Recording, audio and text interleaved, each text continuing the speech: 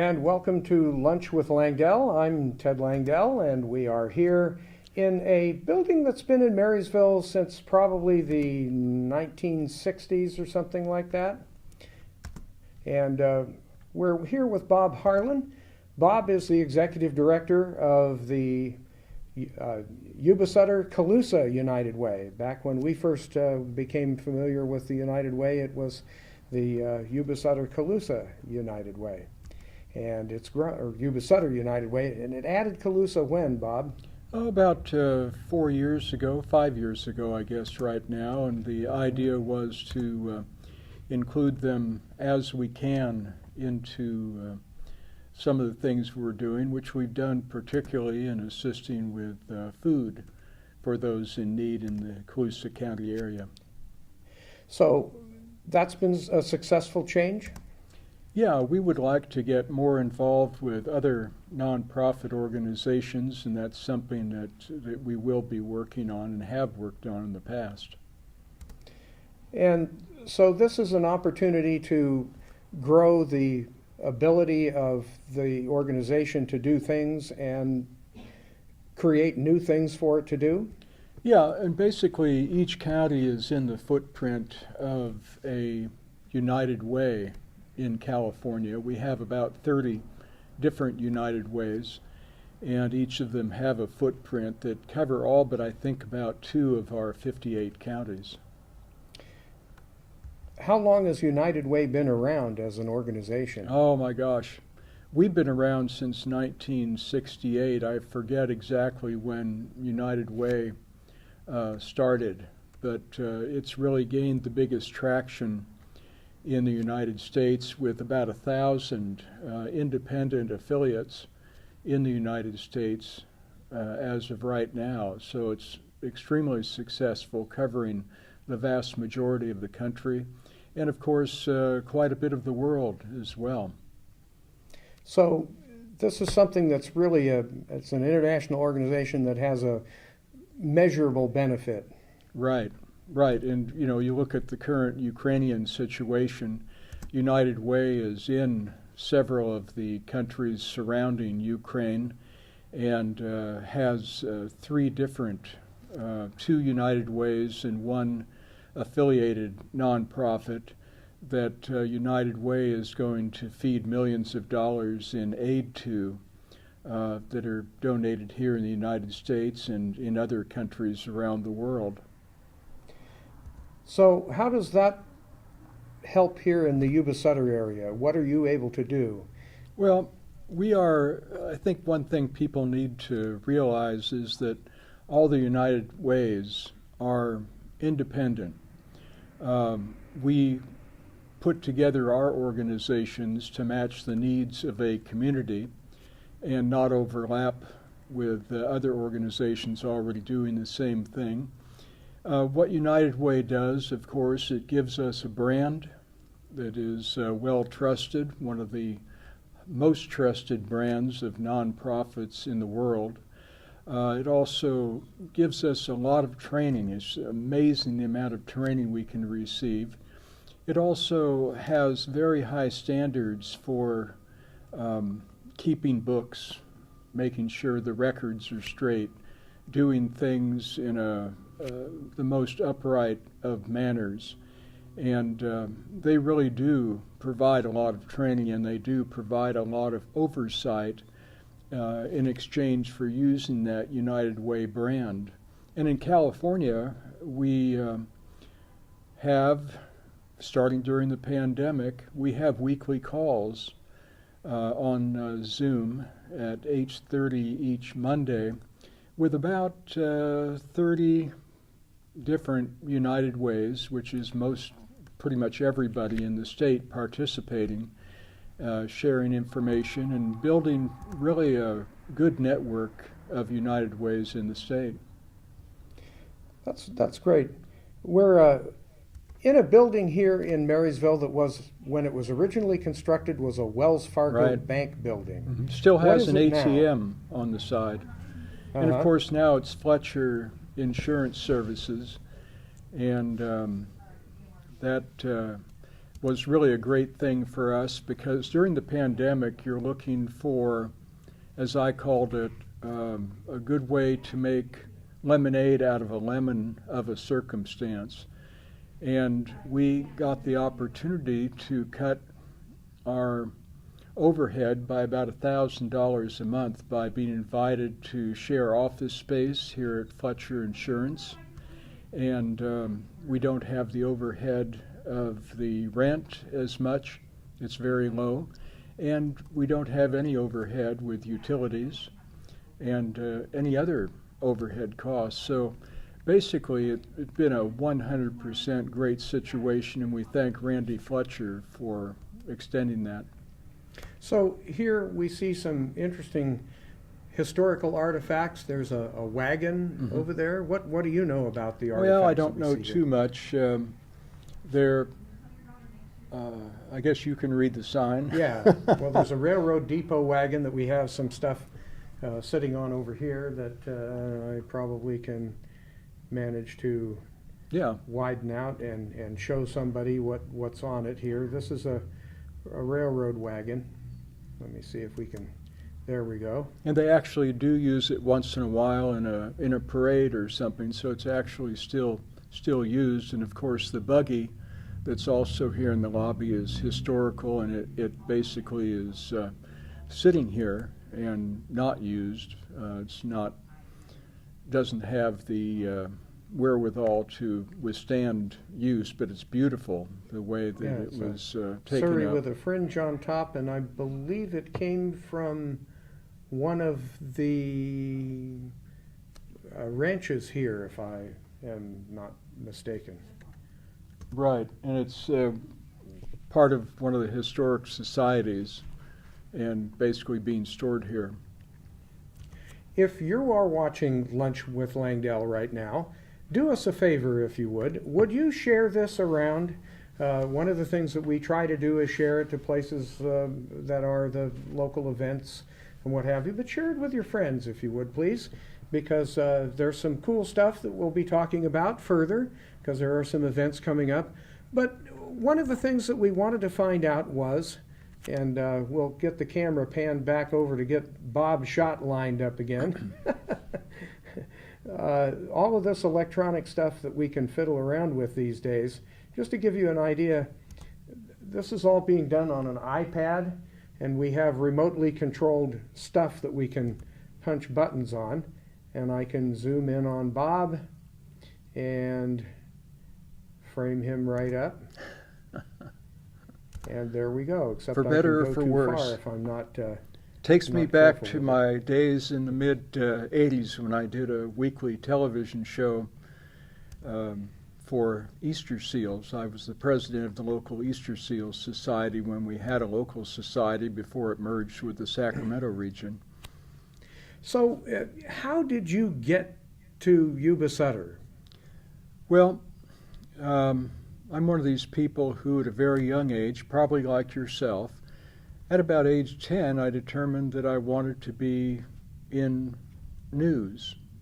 Okay. I also wanted to be in radio. So that took me into radio news and also wanting to own a radio station, which, as we know, isn't the most profitable or highest income. I've lost many millions of dollars of opportunity, I'm sure, over the years. But basically at age 10, that's what I wanted to do. I remember coming home and actually laying on the large front lawn at our home in the Bay Area and reading the newspaper every day. Now, for a 10-year-old to spread the afternoon paper out on the lawn and read it is pretty unusual. And I was listening to some of the talk shows you might remember on KGO Ira Blue, right, and some of the others in the Bay Area. I would listen to those going to sleep at night. And so basically it was an opportunity for me to really love it. My parents both were in journalism. They had journalism degrees from the University of Missouri, which I ended up attending the University of Missouri as well. That's Springfield or Columbia?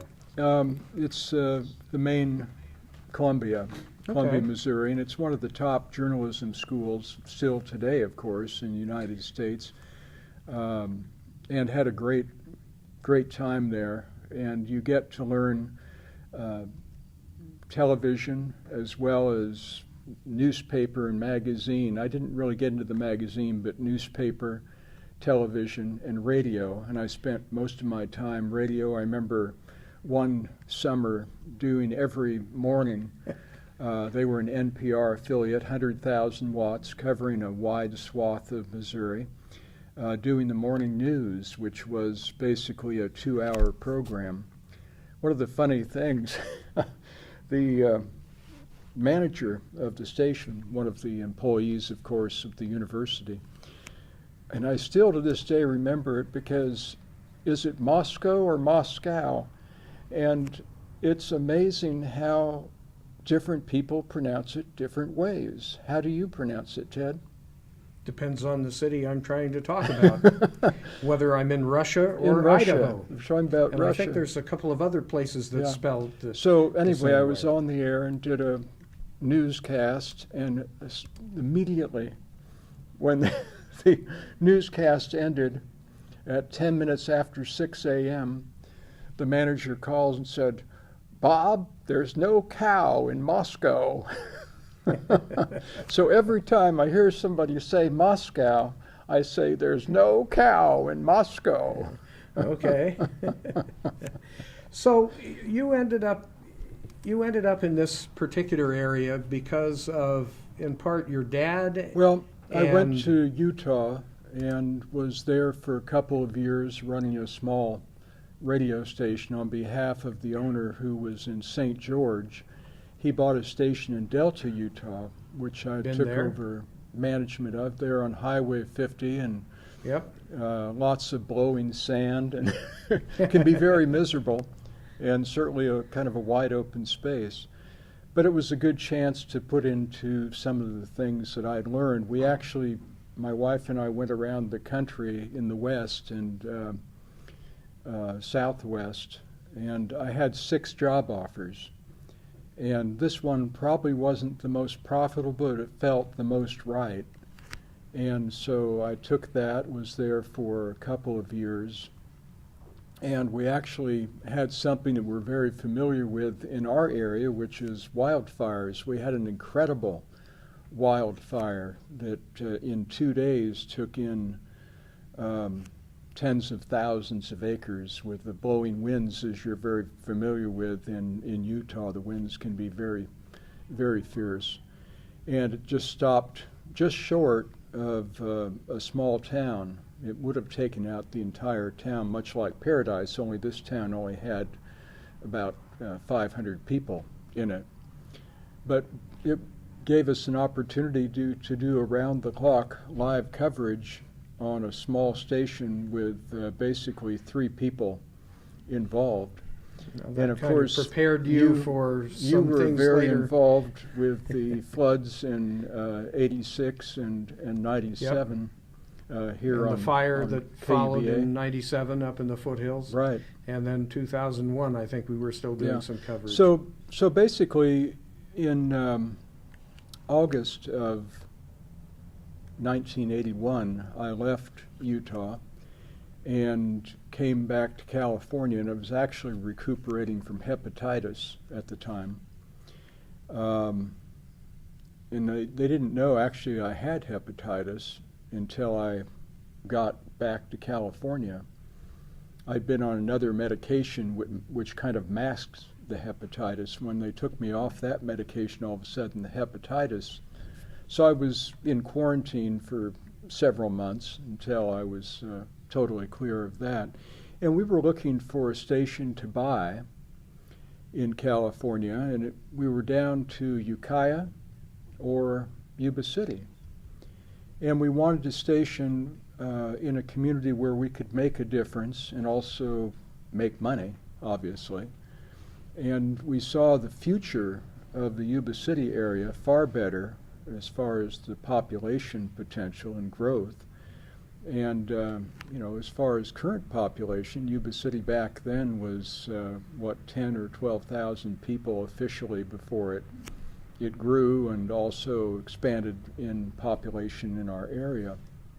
So it was a pretty small town, but we obviously made the right decision, and that's the kind of radio operation I wanted to run, is one that really helped nonprofit organizations, helped the people, delivered news, and as you'll remember, we had at one time 4 full-time journalists, which is unheard of. And today it's our local it's newspaper totally, has 4 people working for it in the news end and of the things. newspaper back then, and actually until 7 or 8. 2012, had about 8 writers, but they had Several photographers. They had they had photo over 2 editor. dozen people in the newsroom overall.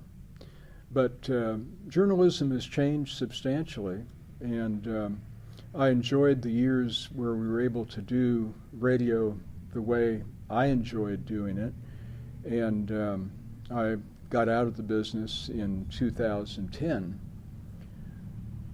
Wow. That is a long time ago, 12 years. Yeah. So I'm still the landlord for the radio operation, and it's still the lead radio operation with 3 stations coming out of that building, and then they also have a Hispanic station.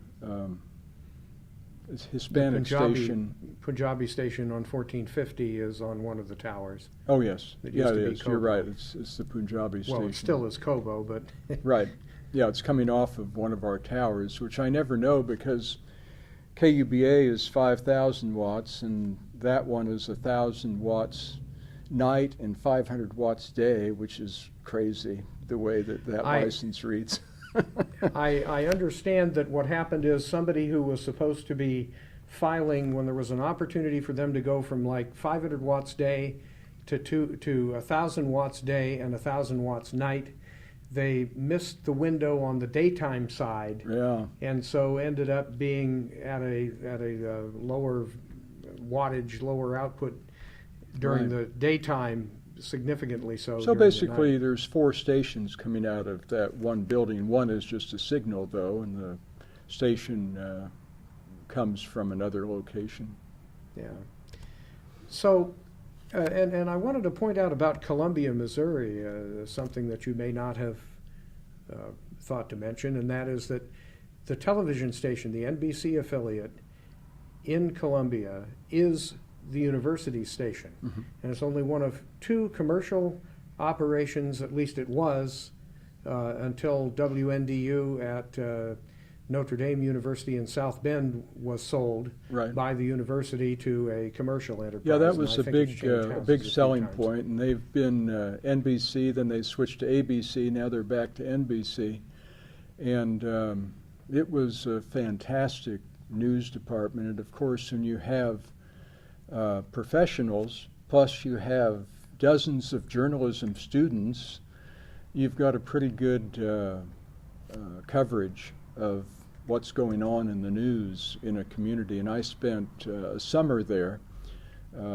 probably 2.5 months, and that was a very interesting experience. We had one time where we were out doing a story on the changing laws on billboards, and they made it so that billboards had to be set way off the road and not near the road in Missouri. And so we were out doing a story on the side of the road on Interstate 70. And the fellow that was with us, he said, "Okay, watch what happens when I switch the camera around and point it at the cars. They're going to start slowing down," thinking that we're radar or something. And sure enough, that was funny that occurred. Well, my mom and I had an opportunity to visit Columbia, and I've stopped in there since. We were coming back from picking up some equipment that I acquired in Columbus, Ohio, and drove it back. We flew there, drove it back, and stopped in Columbia to donate my grandfather's, her father's, sheepskin literal sheepskin diploma from the law school there. Oh, yes. And Good law school. The law school was a very large building at one time that had a fire, and so anything beyond 1880 something was lost. And so we spent probably a couple hours at a table with the dean of the law school and somebody else from there, talking about what materials my mom was planning to donate, including this literal sheepskin that was in a tin can about yay so big, about this big, and about yay so long. Right. And I need to go back through that videotape and kind of give them a rundown of what that was. But it's funny because we happened to be coming from Columbia, Missouri, or coming from Columbus, and ended up trying to get rooms at a Drury Inn on the west side of town when the Mizzou-Nebraska game was about to take place. Football is big. And so they said initially, oh, well, we can put you up for the night here into Friday, but we can't do it on Saturday. But they managed to find a way.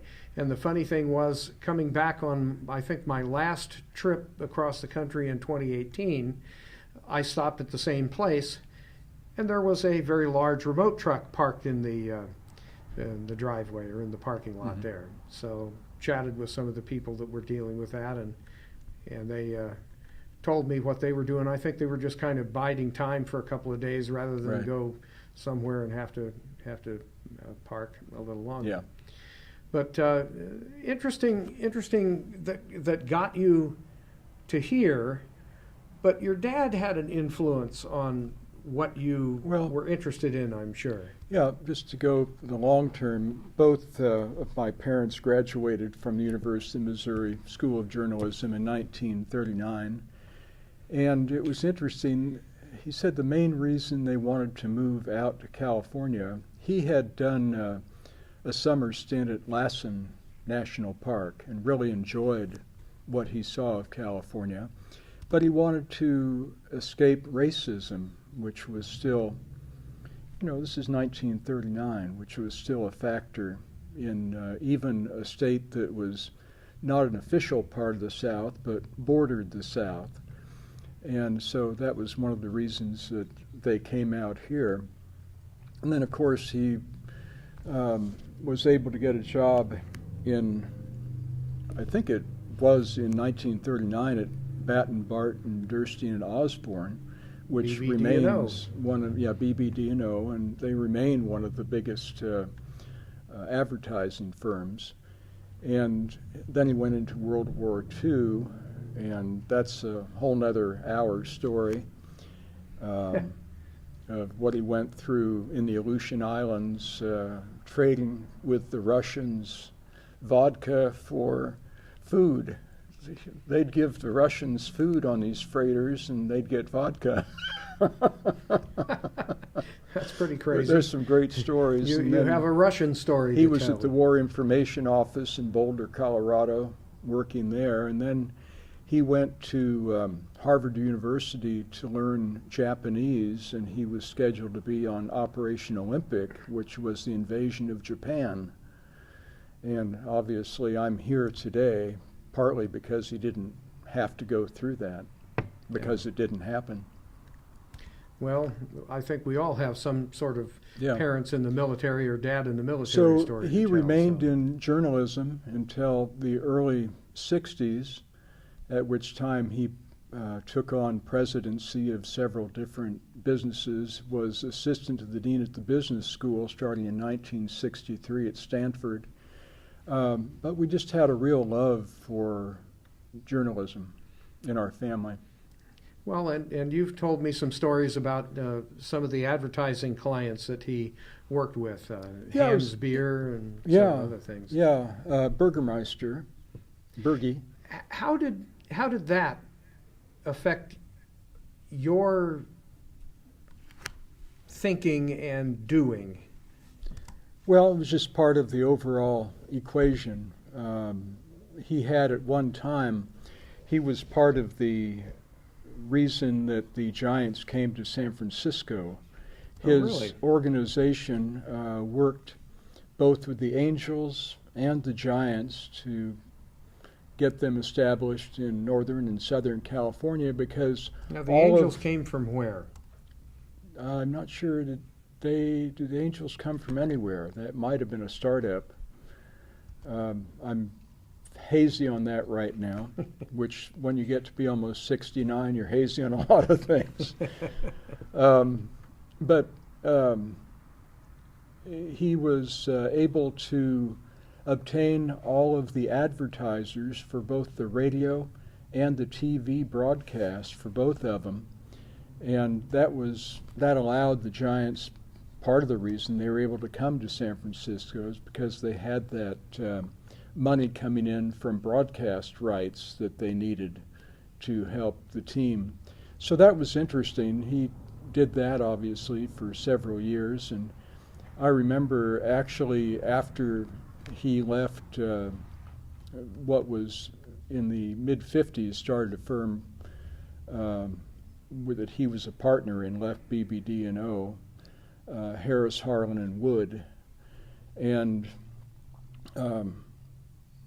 but he knew Russ Hodges and Lon Simmons, and of course Lon Simmons had his start in Fresno and Yuba City.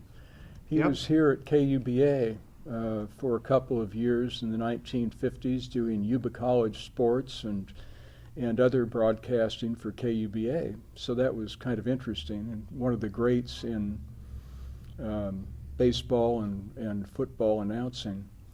So basically that got the Giants there, and I remember we were at the game, nighttime game, that was the world's only fog delay. And the game was, in 1964, was delayed because of fog for like an hour. The fog was so thick, we were sitting down the first baseline, and we went up to the broadcast booth and got to sit in the broadcast booth with Russ Hodges and Lon Simmons while they talked about the fog delay and just bantered back and forth about the Giants and other sports things. So that was certainly a highlight that I remember from my youth. So all these things enter into your love of broadcasting. And your love of baseball? Not so much anymore. Okay.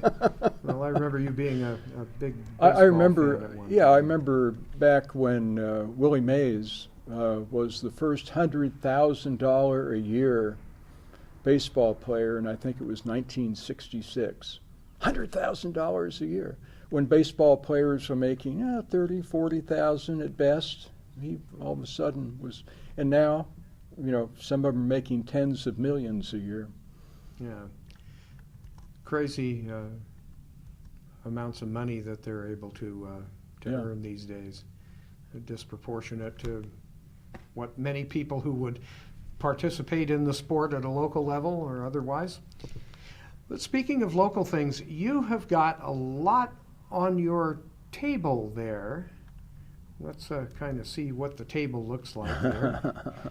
So tell us a little bit about what you have going on that table right there. Well, first of all, United Way is here to be of assistance to those in need. We have 27 organizations that we work with in our community. 27 that handle an estimated 15,500 unique individuals each month. Now, some of those unique individuals go to more than one of these agencies, but it really gives us an incredible opportunity to see the fantastic help that is available in our community. And of course, one of the things that we do is we receive about 500 calls a year at our office, people looking for information about where can I get food, where can I get assistance with homelessness, where can I get assistance with rent, where can I get assistance with utilities, where can I get assistance with job training, where can I, the questions go on. And it allows us, of course, to refer people to those organizations that we work with in the community. And of course, you name an area and I can tell you how we tie in. One of the biggest things that we've been involved with is making sure that the community is fed. And this is a huge problem, obviously, and always has been. We just put out a statewide report last year based on 2019 numbers, so this is before the pandemic. 30% of our residents of Yuba and Sutter County don't have enough income to make ends meet each month. We know that about 60% of people, and this is confirmed by other studies, live paycheck to paycheck. And one thing that we have been very concerned about is so many people are living in such a manner they don't get a proper diet. They're not getting all the food groups. They're not eating low fat, low sodium. They're being forced to eat things that are higher in fat, higher in sodium, higher in sugar. Or carbohydrates. Yeah, and we have 20 food pantries in our area, including the Yuba-Sutter Food Bank, which is a tremendous organization now. It started literally with the new management, Michelle Downing, and her board of directors at the beginning of the pandemic. And this is basically taking over what was widely known as the Yuba-Sutter Senior Gleaners, I think. Yeah, that's how it started out, and it became the food bank, and she really took it to the next level quickly. And one of the things that we did, along with several other organizations, and it was just amazing. We had a meeting on a Wednesday where I told Virgil Atkinson of Salove. I told him, I said, not Virgil Atkinson is Just Serve. Salove is one of the organizations that he brought into the fold. But we had, literally the next day, we had a meeting at Hilber's with about 10 people in the room talking about what we could do to raise money. The next Monday evening, we had a meeting at the Government Center with about 30 people there talking about this issue. And immediately we got a $10,000 check from Yuba County, and soon after got another $10,000 from Sutter County, and went on in basically a year's period to raise $200,000, of which $40,000 was from United Way Worldwide, $200,000 and 150,000 or more pounds of food to help our local food pantries and the food bank. They saw a tremendous increase in demand during that period. And so it was really eye-opening to see all these organizations coming together to make things happen so quickly. It was just incredible. And so we were really pleased to be a part of that whole process, and it all came from me calling one person saying we really need to do something, and the next day it was on the way, and the next week it was launched. Is that an example of the kinds of things that happen in Yuba-Sutter, maybe that people don't necessarily know about? Well, recently with the power outage of 3 weeks up in the foothills, especially in Nevada County, I was brought into the fold on a Zoom call, and it's all started with the principal of that small school up, and I'm forgetting the name. It wasn't Challenge, it was one of the other. Yuba-Feather and Challenge? Dobbins? Might have been in Dobbins. Anyway, okay. What small school up there, saying we really need help up there. So we had, this was in the second week of the outage, and we had this call, and literally that day we had firewood for the residents. We were able to get the gasoline station opened within a day or two. We were able to, with providing backup power, we were able to bring more food and water into the community. We were able to have people shoveling driveways. All that from one telephone call. And that really shows the power of people working together, both nonprofit and governmental agencies. Yuba County was incredible, the part they played in it.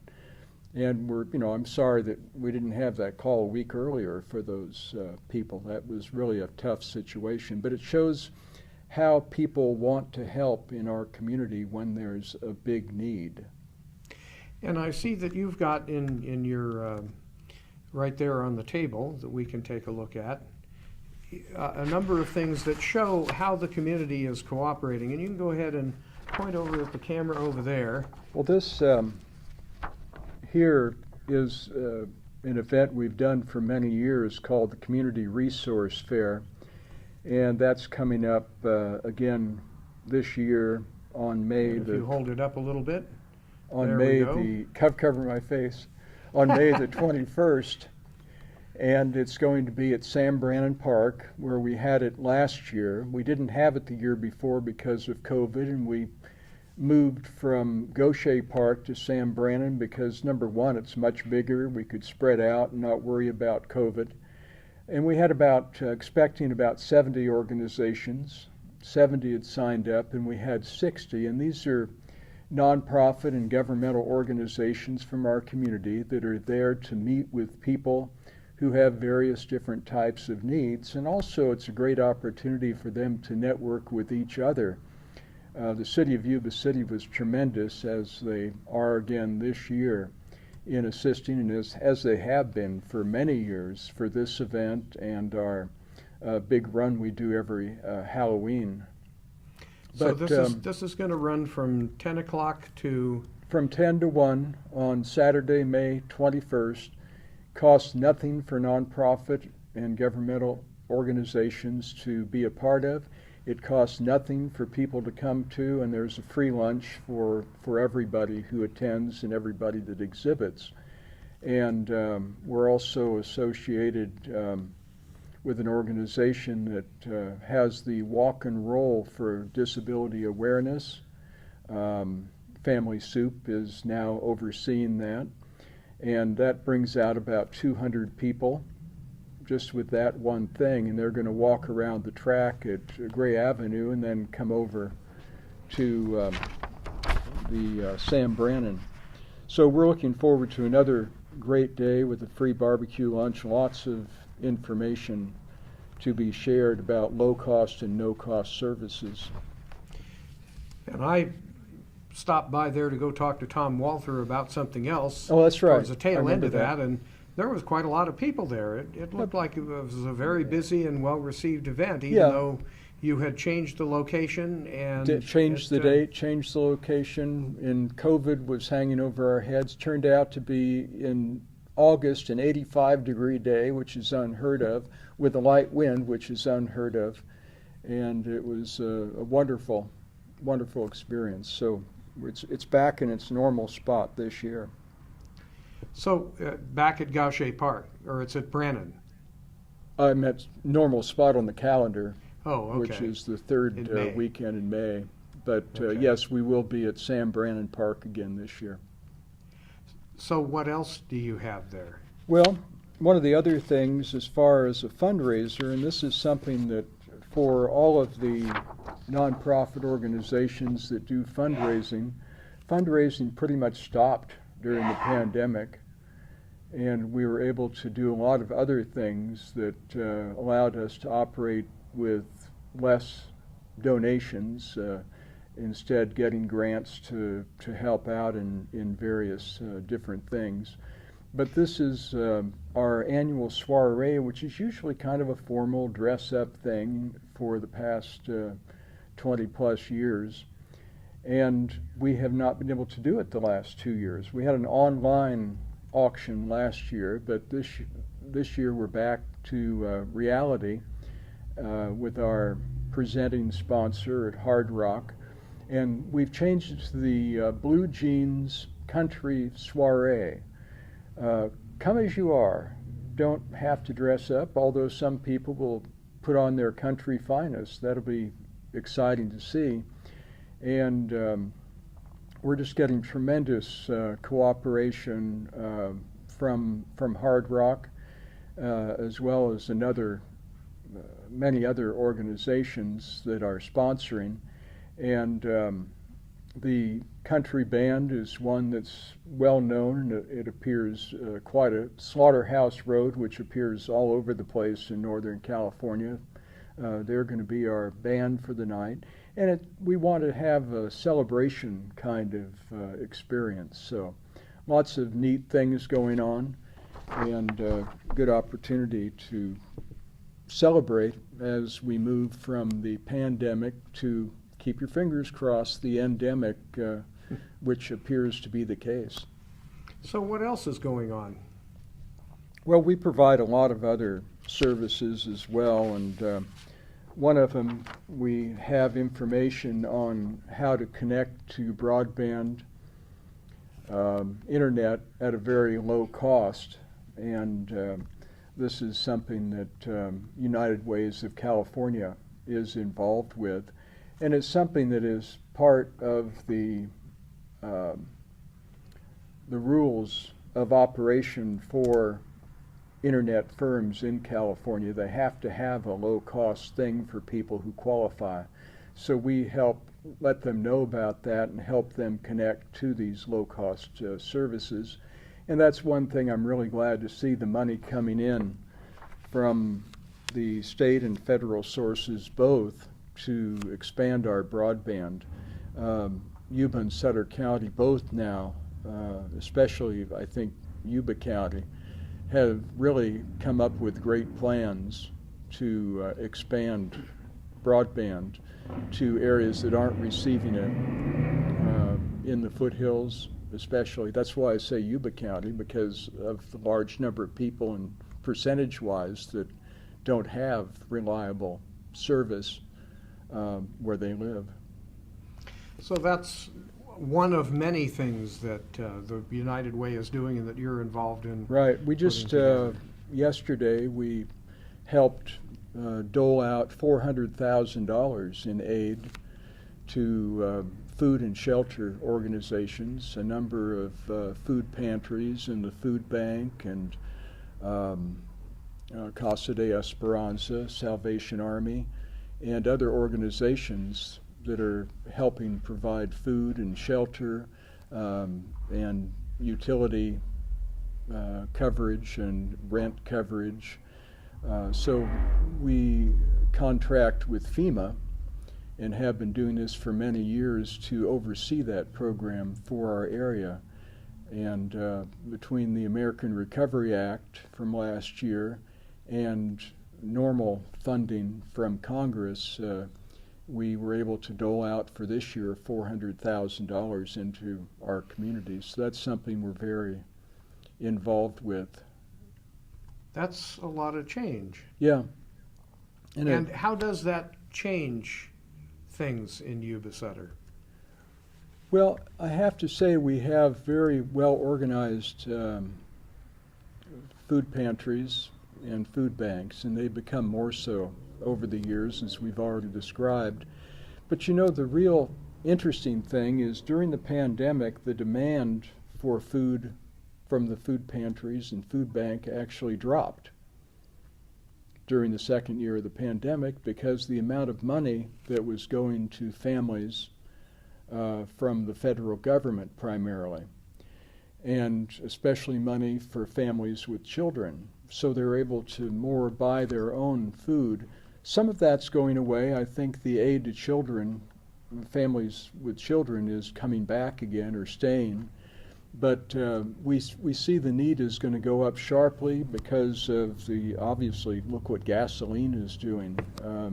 Heard a report through the Wall Street Journal this morning that we're looking at gasoline prices of perhaps $6.30 on average in California this summer. We'll see if that is that bad. But right now it's $5.57 or something in California. Food is the same way. The grocery store food is getting so expensive, getting out of range. And so, again, this is something that we're right on top of in a lot of different ways. And Well, you talk about the cost of fuel. That has a direct effect on the cost of food That's because incredible. the food that arrives at the grocery store Came by from truck. somewhere. Yep. So, anything that we have left out, or that you think we ought Well, to know about? I've got 5 pages of information here. We could talk for another 3 hours. But well, we'll just have you back again. Just Yeah, Make sure yeah. that we can But do that. it's really interesting, the different things. We also have prescription cards that we hand out, giving people a discount on their prescription if it's prescription that your insurance plan doesn't cover, or many times it covers it, but it's very expensive and it's cheaper to use a prescription card. One thing we did during the pandemic is Yuba County received federal funds, and we helped them keep a lot of nonprofits alive by nonprofits coming to us to apply for aid, pretty much up to $10,000 each, and we were able to give out $400,000 in a 3-month period to local nonprofits, and it really did a lot to keep them alive at the end of 2020. So that was very big. We could talk a lot about the future and looking at bringing 211 into our area, also something called VOAD, which is a volunteer organization that very much is like what we just went through with the situation of the major power outage in the foothills. So I'm having my first conversations with Yuba County, and Randy Fletcher is on board, as well as the Yuba County Emergency Operations Manager, and we're going to start the ball rolling to put together a bi-county organization of government and nonprofits to basically, in an emergency, who's going to do what, so that we don't have to guess at what nonprofits can do different things. And one of the things that we saw, and you saw very clearly in the flood of 86 and 97 and the foothill fires, we have situations where people in the community want to give, and what is given is stuff that may not be needed. And not only that, but if stuff is needed, several different organizations are gathering that stuff, and they have too much of this or too much of that, and a lot of wasted energy going on. Whereas we saw from that phone call that was made that I just told you about, we have an opportunity to have different organizations providing different services on a very quick basis. Literally and overnight. So this means that you can coordinate what's going on much better. Yeah, and the idea also is to have a warehouse, to have socks, other underwear, food, anything they might need immediately following an emergency, and have it in a place where it's not in a flood or fire situation. And we understand that there's probably government funding available for such an animal. This is quite different for you in some ways than being in the broadcasting business or being in news. It's all about helping people. So how long do you think you're going to keep doing this? I don't know. As long as I physically can do it is probably the best answer. Well, good. Well, we have been talking with Bob Harlan. Bob is the executive director of the Yuba-Sutter Colusa United Way, which has a number of events going on. Bob, if people want to get a hold of you, how is the easiest thing for them and for you? We have a direct way on the internet at yscunitedway.org, or just type in Google Yuba-Sutter Colusa United Way, or Yuba City United Way or something, it'll come up with a link to our website, and you can send us information there. Or you can give us a call. Our number is easy to find, 530-743-1847. I'm sure everybody watching has got a pencil right now, but it's an easy number to find. And we're here 5 days a week from 8:30 until 4, and certainly are willing to answer a myriad of different concerns and questions that they have. Great. And let's take a quick look here in just a minute if I can push the right buttons, see if we can rehearse what we're doing here. Push that, and then I can tell you that coming up in March, we have Crystal Martin next week talking about what's going on Plumas Street.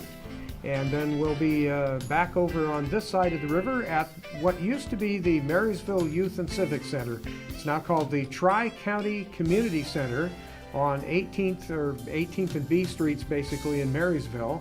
And we will be doing those shows again at noon Wednesday right here on Lunch with Langdell. Thank you, Ted. You're quite welcome, Bob. We get a little fuel for some of the things that we're doing from these fine folks.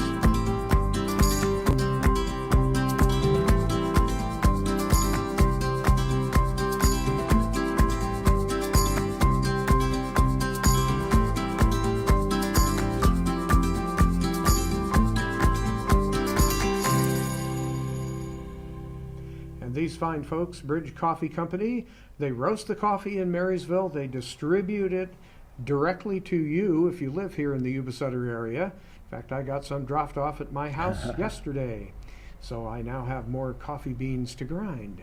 And they also serve it freshly brewed at Bridge Coffee Company over on Clark Avenue in Yuba City. And we thank Bob Harlan, who is just now making his exit. There goes Bob. And we are here on camera 3. We're in case you were wondering where we were, we're in the what used to be the Wells Fargo Bank building, and we talked a little bit about that. It has historic pictures, it has historic wagons and that sort of thing, and it also has the Yuba-Sutter United Way and Fletcher Insurance. So we hope that you will join us next week right here on Lunch with Langdell, and that you can do that quite easily. And again, we will be talking with Crystal Martin from the Yuba City Downtown Business Association, and you should be able to enjoy all of that right here, noon Wednesday, right here on Lunch with Langdell.